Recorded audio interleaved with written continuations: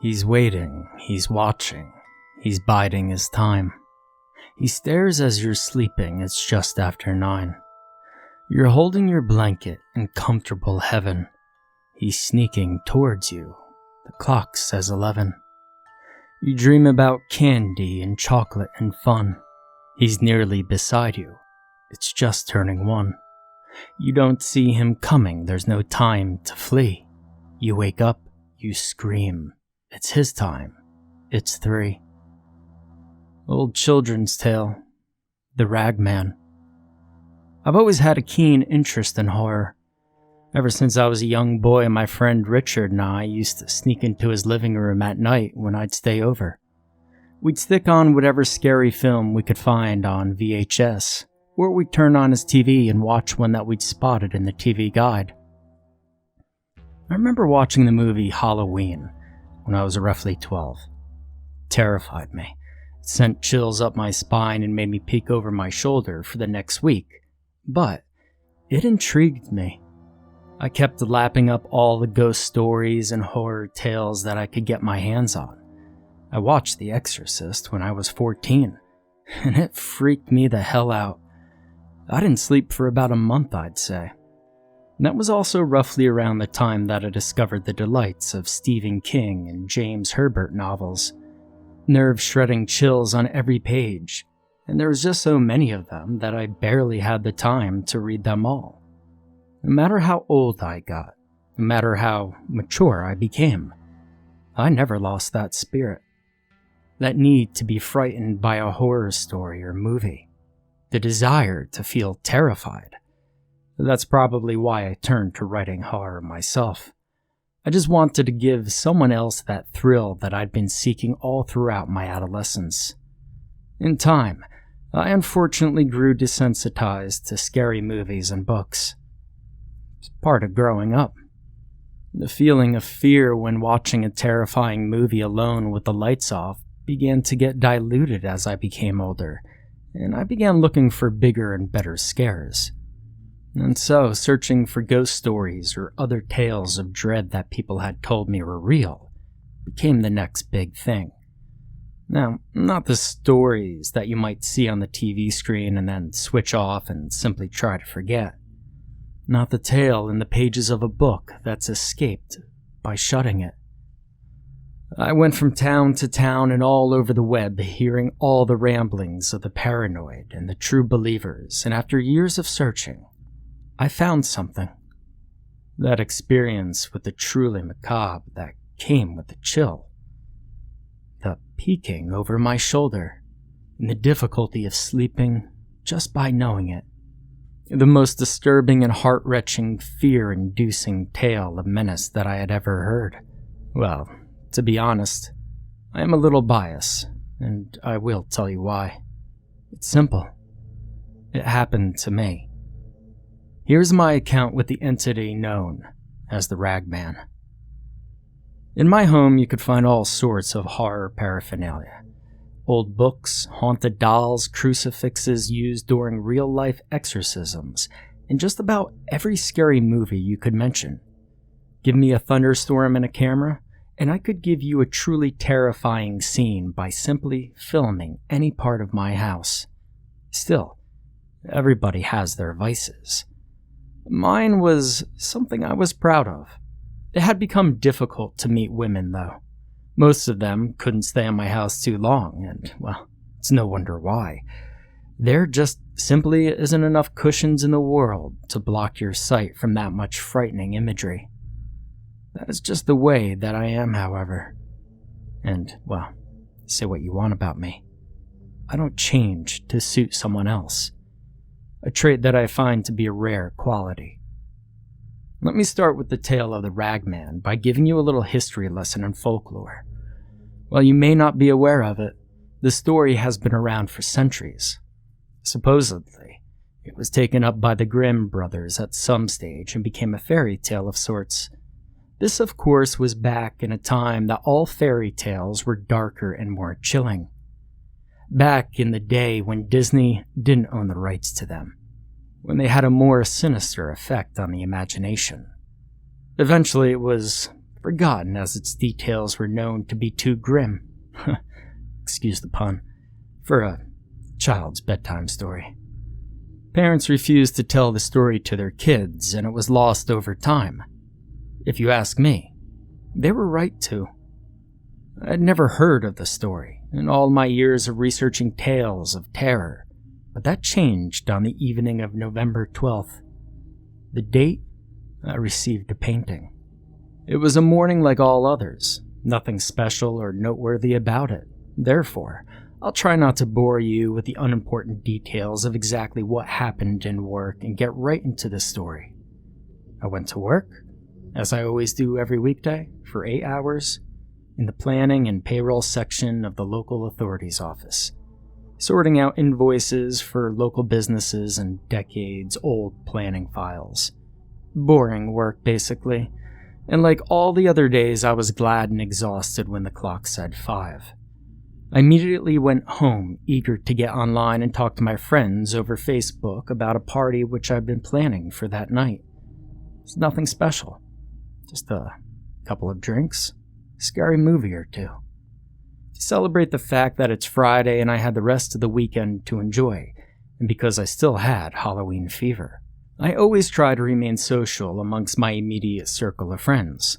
Most of them I had already converted into die-hard horror fans. Some of them hadn't quite become comfortable with it, which also suited me. If you're not intrigued, then you'd be scared, and that's what it's all about. I reached the patio doors at the front of my house, and just as I was about to find the front door key hidden within the rest of my keys, I spotted a package just inside the closed patio door. It was large, surrounded by brown paper, and was covered with 2 thin lines of white string, one horizontal, one vertical, meeting in the middle in a large knot. I didn't need to open it to know that by its dimensions it was some kind of painting or poster, framed, as the outline of the paper suggested. It had a small note attached to it, which I picked up and read. Title: The Ragman. This should offer adequate material for a story. I was a little perplexed. Now, it wasn't entirely unheard of for people to send ideas, objects, or pictures of a scary scenario to me. Normally, it was done online, and it almost always came with the name of the contributor, so that they could have their names in the finished piece. But this trinket came with nothing of the sort, not even a return address. Still, I was curious, so I took it inside.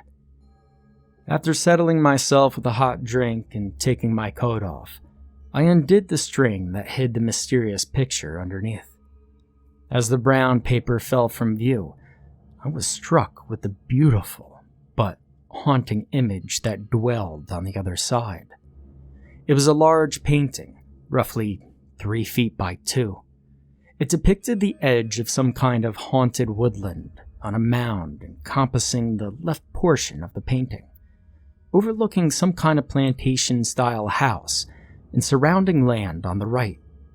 The plantation land was being toiled by laborers and landowners that watched on, drinking some kind of iced beverage, I assumed, seemingly oblivious to a menacing and daunting, long-limbed and aberrant figure standing on the mound at the foreground to the left of the scene. He was wearing some kind of strange pinstriped, dark and ragged suit that barely covered the base of each of his twisted limbs. His fingers extended, pointing towards the house in the distance. They seemed disproportionate to the rest of his strangely thin body. He had an odd hunch on his back which facilitated a tear on the suit.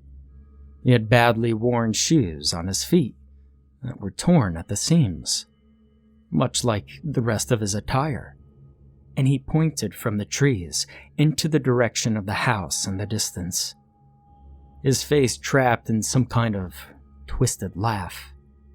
His eyes were pale and white, given some kind of deathly omen, and his smile stretched from one ear of his large head to the other, bearing gritty, yellowish teeth. his long dark hair strewn past his shoulders. He seemed to even absorb the color from his side of the picture, leaving the whole tree line melancholic with a deep sense of foreboding. The picture genuinely unnerved me. I put it down, propped it up against the wall, and examined it intimately, my eyes focusing on every detail, noticing that there was no date or artist's signature anywhere to be seen.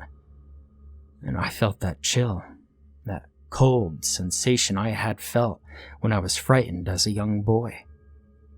Whoever sent me the picture had indeed given me good material, and I thought to myself, bravo. I hung the picture up in the spare room downstairs, connected to the sitting room. It was originally a utility room that had been converted into a spare room by the landlord 2 years ago, right before I moved in. I would occasionally let a friend sleep in the room, as I didn't have anyone else to share the rent at the moment. The picture sat above the radiator on the wall opposite the entrance to the room, so that it could be seen from the living room if you simply kept the door opened. It would help with the inspiration. Later that night, one by one my friends showed up. We partook in some drinks, put on a DVD in the background. We weren't really paying attention to it, and discussed life in general, but we also discussed the gift that I had received at great length. The painting became the life of the party as I mentioned it to everyone when they came in. People discussed the disturbing imagery in the painting, the fact that there was no name to take credit for the painting, and also the title. Like myself, none of them had ever heard of the Ragman. They all had their 2 cents on the art, and then requested that I keep the door closed for the rest of the party, which I did. It seemed a little too eerie for some. For a time afterwards, people threw ideas at me for what kind of story I should write with it. One of them thought I should write about a plantation owner in Civil War era, and that the Ragman should be an avenging angel to set vengeance on the evil land baron for cruelty and slavery.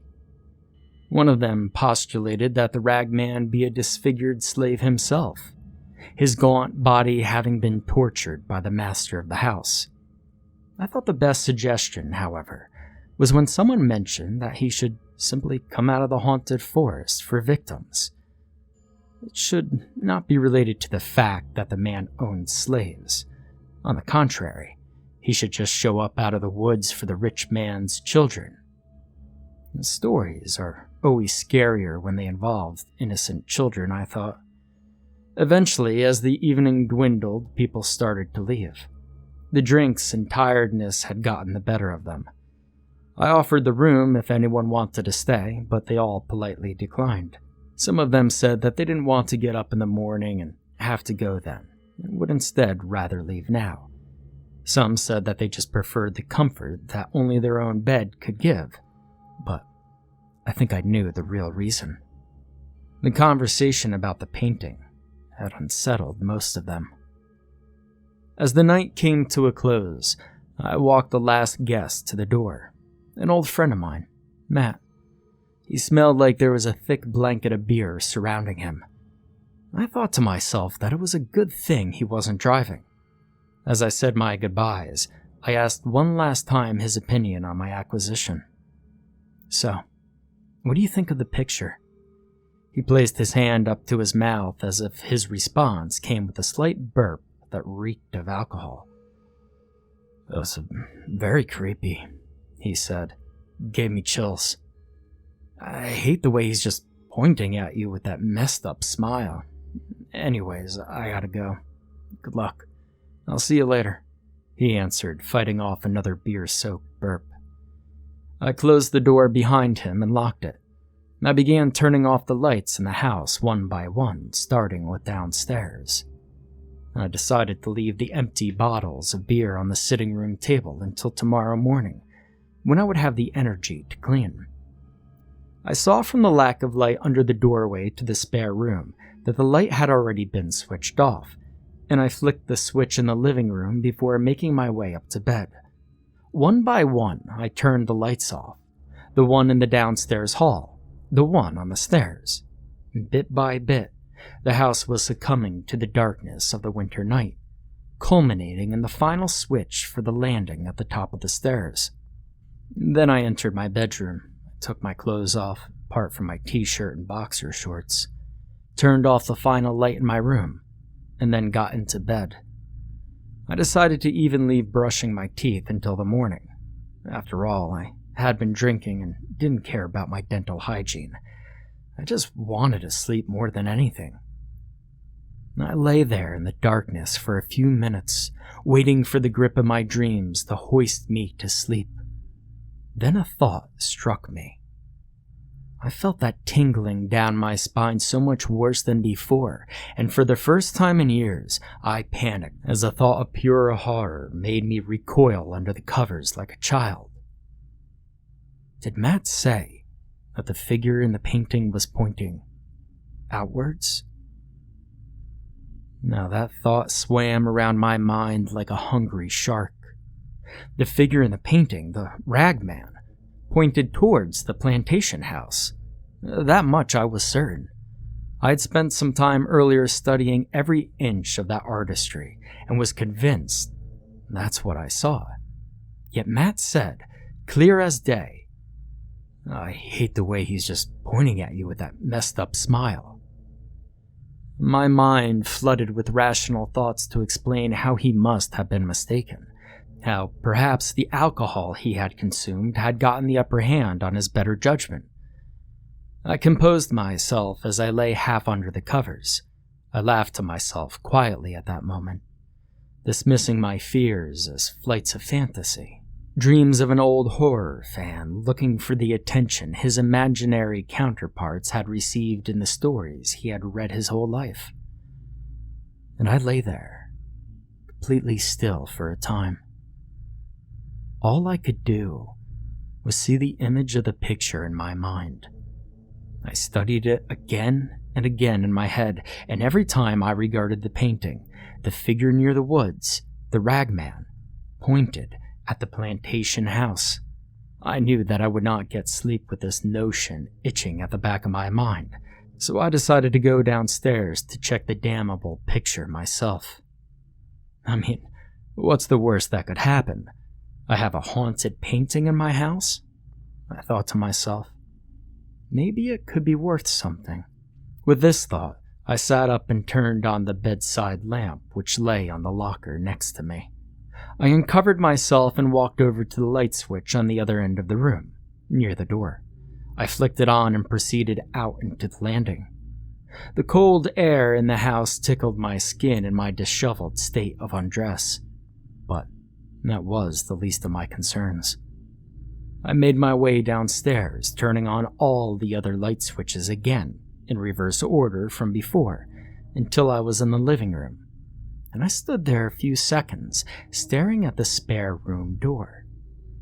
It was strange, but I felt uneasy at that moment.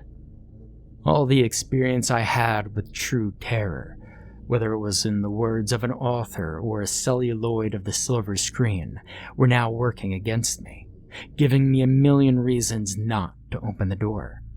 Perhaps there was a monstrous creature ready to devour my very soul and take me screaming into the pits of hell.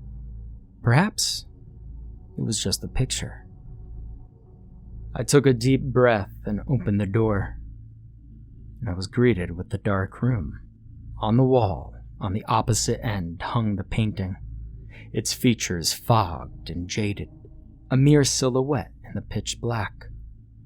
I flicked on the light, expecting the outstretched arms of the devil himself to reach from the framed menace on the wall, but instead, it was just the opposite. A simple picture.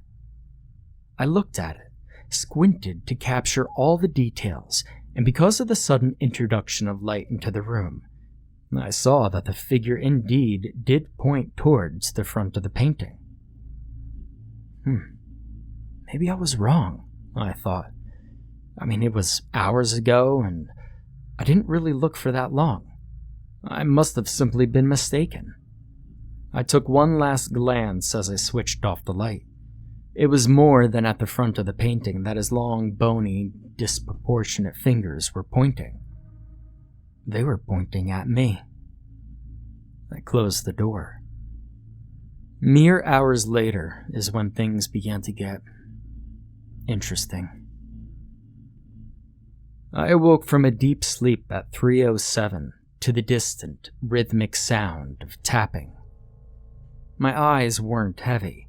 I wasn't still fighting the compunction to drift back to my dreams. I was fully aware, as if I hadn't slept at all. The tapping sound took all of my focus. With the lack of light in the room, it seemed as though the strange sound was all that existed. Even in my state of complete awareness, it took several seconds to register the intrusion of my thoughts. I looked over at the time on the alarm clock on my bedside locker and noticed that it was just after 3. My mind studied the sound, which came every 2 seconds or so in increments of 3 light-sounding knocks, and determined that whatever was tapping was hitting against something wooden. It sounded too far away to be coming from within my bedroom, too. If I cared to guess, I would have said that it came from downstairs. I sat up in bed and turned on the bedside lamp. I sat there for a time, in my tiny kingdom of light, as I listened studiously to the tapping sound.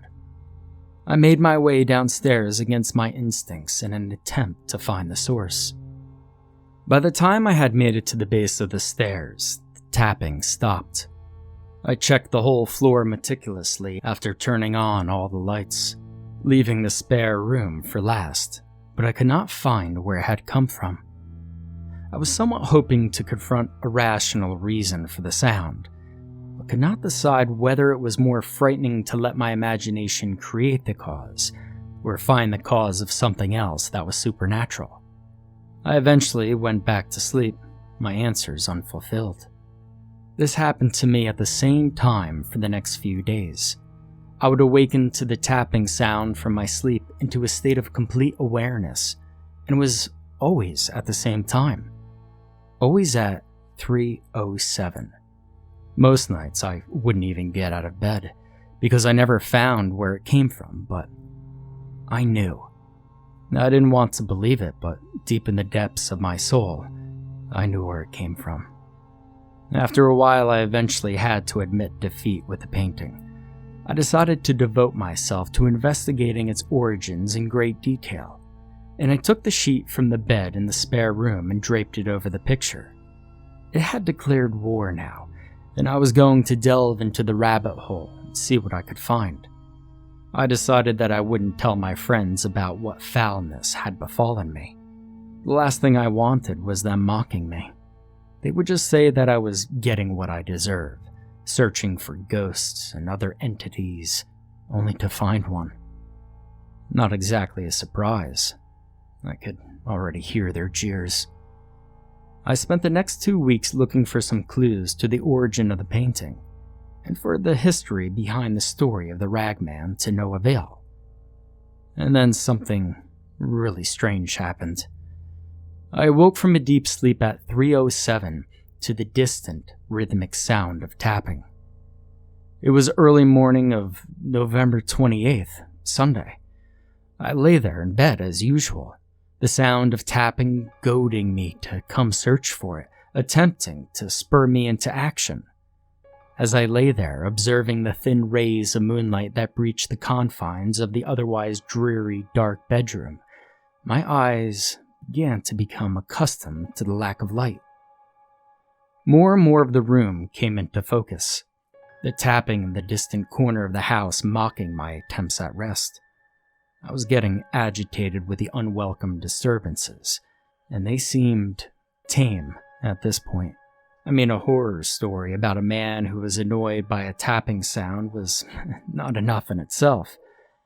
I was starting to get bored with the antics at this point. Then I heard a loud crash, the unmistakable sound of falling wood from downstairs.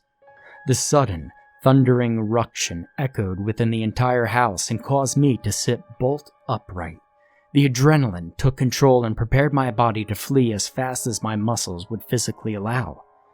The bone-chilling thunderclap was followed by a slightly quieter sound of a similar nature, indicating that something had indeed fallen downstairs.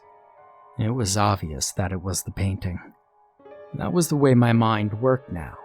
Something went wrong. It was the painting. Now I composed myself momentarily and got up out of bed to confront whatever the sound maker was. It was becoming second nature now, turning on the lights in the house to check the darkened corners, to peer into the hidden vestiges of my house of horrors. It was a nerve-wracking time indeed, but this night was different. The tapping was low and agitating, much like the noise didn't want to wake me, rather, just to know that something was there. This was different. This was aggressive and violent. I made my way into the living room and stared at the spare room. I gathered the courage that I had inside me and I opened it. As I stood there, I gazed into the gloom and noticed that the window next to the bed was opened. The wind from outside was blowing the curtains wildly, their fabric fighting against the gust as if desperate to stay attached to the window frame. I felt the cold breeze. Since I was only in my boxer shorts and t-shirt again, I shuddered for a moment. The painting was lying on the floor underneath its designated hanging place, its back facing me, and the sheet was lying on the ground next to it. I uttered my annoyance at the open window, thinking that in my lack of sleep, I must have left it open at some point. I was making a habit these days of going into the room occasionally to check that the sheet still covered the picture, and some ominous force hadn't removed it. I then walked over to the window and made an attempt to close it, jamming the wooden frame down hard. It stuck halfway and required more force, but eventually I got it closed. I stepped over the sheet strewn across the floor and I picked up the picture, turning it over in the process. My eyes widened as a sickening shot of fear ran all the way through my body, causing all the hairs to stand up on the back of my neck, making my limbs go numb and my whole mind shut down out of fear. I dropped the painting and fell straight backwards into a seated position, forgetting the pain of falling as my arms lay behind me to keep me up, staring at the picture intently with a newfound horror I could barely keep contained. I was afraid to break eye contact from the picture which lay diagonally, facing me in all of its malice, empty of the Ragman. I lay there, motionless, as I realized that everything about the painting was just as it had always been, but in place of the figure on the left side was an empty mound. My eyes took a few seconds to process this earth-shattering information. The mound on the left side of the picture, where the Ragman had been standing, watching the door to the spare room, was no longer in the picture. How had this happened? Was the picture truly haunted? How could this be, and where was he? And that last question was the most disturbing. After looking at the void in the painting for this extended time, I noticed something else that was equally disturbing. One of the trees that lay on the outskirt of the woods, more specifically the tree that the Ragman's right hand was on as he pointed outwards, had another feature. Scratches of some kind. No, not scratches. Etchings from weeks of tapping against it every night. At least, that's how I perceived it. I got up from the floor with the unbalanced flair of a man running for his life. I left the room, leaving the painting lying where it had fallen, and closed the door behind me. I flew into the living room, desperate to get away, to go anywhere but there. I bumped into the table in the living room with force and fell into a heap on the floor, pain searing through my leg as I caught my shin bone off the edge of the end table. I was only down for seconds before I staggered upwards, heading straight for the living room door. and a loud, powerful, devilish cackle filled the air, coming straight from the room that I had left with such a terrifying hurry. My senses were in full alert as I ran into the hallway, screaming in white-knuckled terror. The laugh began to die off as I got further from the spare room. I didn't dare look back, instead running for the front door. I fumbled with the handle as I attempted to open it. The cackle then started to get progressively louder as whatever was making the sound was seemingly getting closer to me. I was too afraid to look back, too scared that it may be my last time if I did. My mind attempted to prompt me to my terrible thoughts, feigning the feeling of something touching the back of my neck, causing my muscles to tense at the thought and my mouth to emit a horrified scream. I realized in that moment that the door was locked, as it always had been, and that the keys were upstairs. I slumped to the ground, sobbing, and with as much courage as I could scrape from inside me, I turned to look down the hall, down in the direction of the living room door, down towards the ever-increasing laugh. And then, nothing. No evil demon, no wretched, horrible creature, no Ragman. And needless to say, I didn't sleep that night. I certainly didn't try in that house. I went to a motel, leaving the place locked up, just the way that it was when all that happened. I didn't even put the painting back up. That night, I just stayed in the motel with my laptop, checking my friend's Facebook profile to see if anyone mentioned anything similar happening to them. But there was nothing. I returned to the house the very next day, under the protection of daylight. I decided to take another sick day off of work. The restless nights meant that I didn't have the energy some days to go in. I'd nearly used up all my payable sick days at this point, but it was for a worthy cause. I unlocked the front door and walked into the house. On outside inspection, you would not have thought that anything had gone wrong in the house at all. I walked down the hall towards the sitting room and entered, and I felt a sudden chill at the sight of the open spare room door and the fallen picture that lay opposite. I could see, even from the sitting room doorway, that the figure of the Ragman had returned to the painting. I walked over for a closer inspection. It seemed as though it was all there, as it was the day I received it. The figure was there, the trees had returned to normal. I was both relieved and confused. I'd made my decision that I would stay in the house again that night, but this time, I was going to set up cameras around the house. If horror movies had taught me anything, it's that you need proof, lest you be branded a lunatic. I spent most of that day procuring all the equipment I could to record anything that would happen in the house that night. I had some of it already, being an avid fan of films. I can't say that the rest didn't cost me a pretty, but I was eager to catch that thing inside my house. I felt a little safer at the thought of all the corners being watched. But still, the more time that passed that day, the darker it got as it reached night, the more I felt uneasy. The longer that I spent in that house, the more I felt supernatural eyes watching my every move, waiting for me to fall asleep. And at roughly midnight, I did. I awoke from a deep sleep at 3:07 to the distant, rhythmic sound of tapping. This time, I was ready though. I was already dressed before the clock turned to 3:08. I already had the lights on in the house, so that the cameras could catch everything, no matter how brief or small. I went down the stairs and into the living room. As I reached the door, the tapping sound disappeared. I opened the door to look in. The spare room had been left open. The picture returned to where it had been these last few weeks.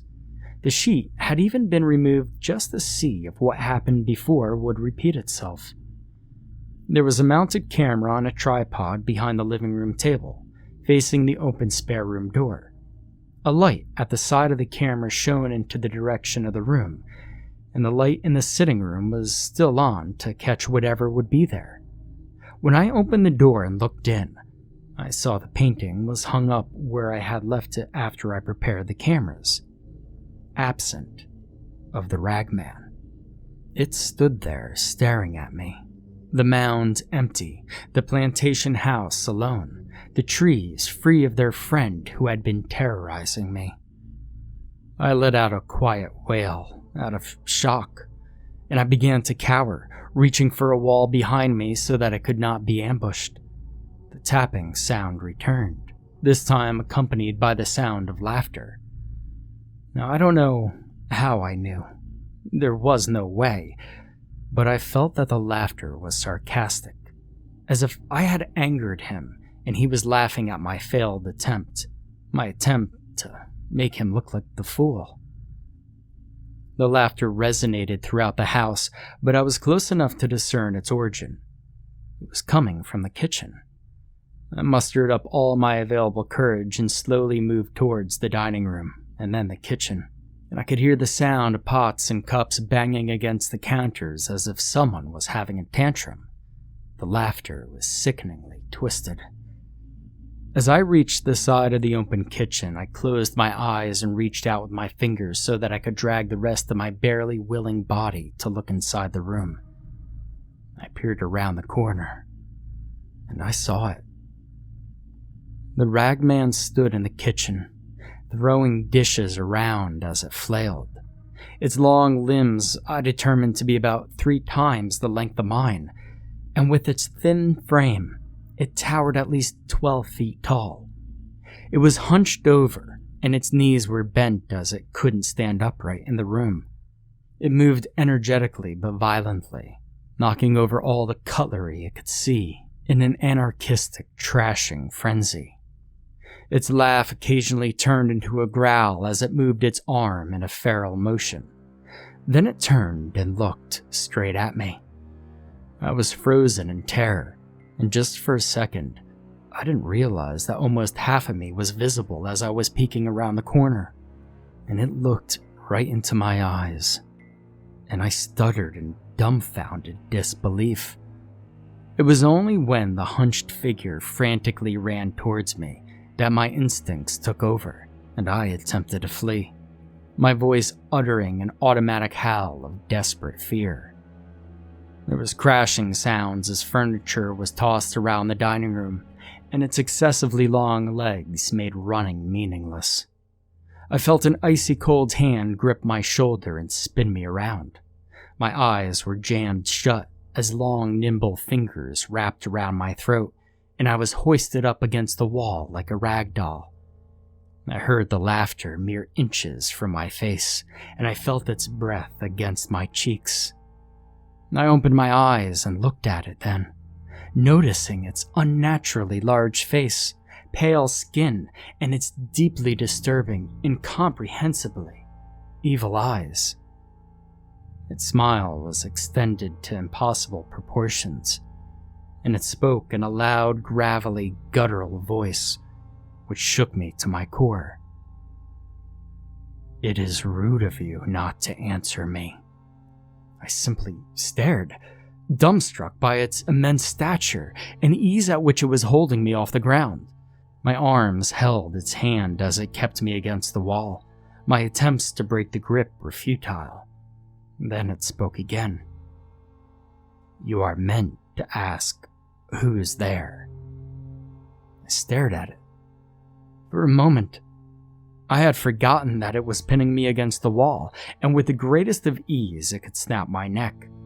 I pondered what it was saying to me, and although the words together made sense, I still didn't understand what in the world it was talking about. I simply looked at it, completely puzzled. After all, I've been knocking for weeks now. Then it laughed, with a raging force that shook my whole body, and I screamed loud and hard. The room began to spin, and I became dizzy as the overflow of impossible information started to weigh my thoughts down, and I slipped into unconsciousness. The laughter echoed in my mind until a darkness swept over me, and I was consumed by nothingness. Sounds flooded my skull, faded and distant, and I opened my eyes. It took me a moment to realize that I was laying on the dining room floor. There was no sign of the Ragman. I sat up against the wall. My attention was caught by shards of plastic strewn across the floor and bent sticks of metal. It took me a few moments to figure out that the shrapnel that was laying on the dining room floor, sharing the space with me, was the remnants of the camera equipment that I had set up. I knew without thorough examination that there was nothing left that could be construed as tangible evidence of the supernatural. I felt alone and defeated. I felt that there was nothing that I could do. I gripped my knees as I sat there, leaning against the wall, and I cried for just a moment. I stood up and gathered my will. I marched into the spare room beyond the living room, and I grabbed the painting off of the wall. I couldn't tell you if the figure was back or not because, quite frankly, at that moment, I simply didn't care. Without a second thought, I broke the frame and tore the canvas that was within into pieces. The pieces I placed in the fire and then burned them. I then walked upstairs and got dressed to leave the house. I had the eerie suspicion that I was being watched. More than that, it felt like there was always something in my peripherals just shy of sight waiting to grab me. There was 1,000 eyes on me at all times, but that I was alone. I grabbed my keys and my laptop. I left the house, lights on and all. I had had enough of that place. I got into my car and drove away. I didn't know where I was going, only that I was going as far away as I could. The entire journey I spotted things in the shadows, things that weren't there. I was jumping at every sound. I was just waiting to be ambushed. I had passed through the looking glass and now existed in a world where everything was possible. I felt that everything that we knew as a species was meaningless, and that there was an entire multitude of worlds beneath the surface of ours. And I knew that I would never be the same after that night. Now that we're at the end of our story, I can tell you the conclusion. This is where you come in. You see, I went to a motel room that night again, and I spent hours, and I mean hours, searching for any details on the Ragman. I needed to know what it wanted and what I should do to rid myself of his torment. Well, the good news is that I eventually did find it. I stumbled across the old Grimm's Brothers' tale of the Ragman. As it turns out, there was a very simple way to escape his clutches and save yourself from becoming one of his victims.